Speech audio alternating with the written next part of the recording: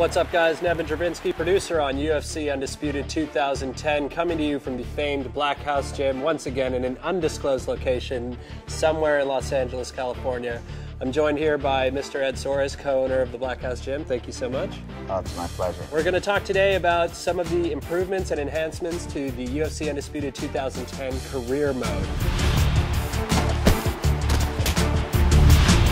I think what you'll find is a much more immersive experience, much more representative of what real fighters go through. We have weigh-ins, a lot more interviews. We also have this concept of starting rivalries, and you get to kind of pick a fighter voice, and throughout the interviews you can decide what kind of response you're going to give about your opponent, about your sponsors. I mean, Ed, you've been a manager for a long time. You've kind of gone through this. I never really get any sort of antagonistic feelings from your guys. Is it just absolute confidence that these guys have? Definitely is confidence, but I just think that all of our guys are really good guys, and they're, you know, all of the guys I manage, I tell people all the time, it's more like a family. It's more a group of guys that there's no one that I manage that I wouldn't let stay at my house.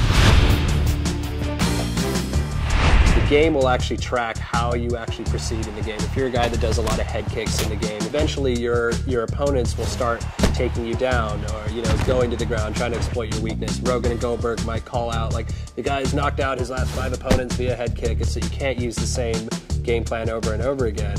And with your guys, what's the thought process that goes on there? You know, all the guys like to watch a lot of the fights. Some guys like to watch it less than others, but most of the time all the coaches are always paying attention a lot to their previous fights.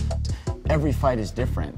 A perfect example would be the last fight against, you know, Cain Velasquez against Rodrigo. You know, we really thought, even though he was knocking people out, he was really using his wrestling. So we thought that he was going to come in, and Rodrigo really believed that he was going to take him down. And, you know, he came in with the wrong strategy, and obviously Cain came in with the right strategy and won the fight.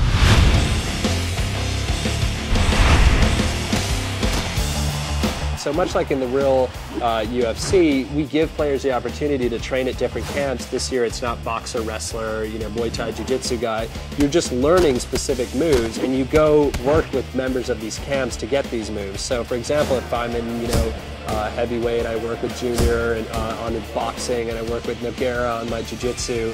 And as a result, I'll get these specific moves that I'll be able to apply to my fighter. So, in career mode, on top of being able to create my own fighter, I could create my body type, my weight class, what brand shorts I wear, what sponsors I have, and then I can also choose what camp I want to go train with. Correct. And all of these things get unlocked in tiers. When you first start out in your career, nobody knows you, nobody wants to sponsor you, you know. But if you fight better, if you start winning, people will start to recognize you, notice you, and want to offer you stuff.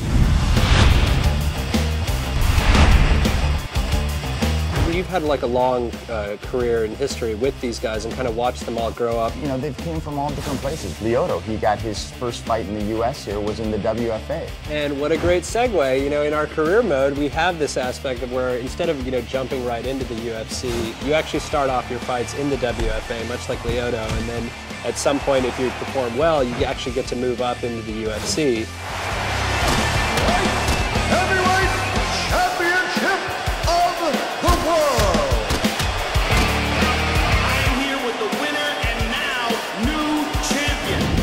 And I think they got a little taste of some of the features in the career mode for UFC Undisputed 2010. I think so. For the full interview, go to community.ufcundisputed.com.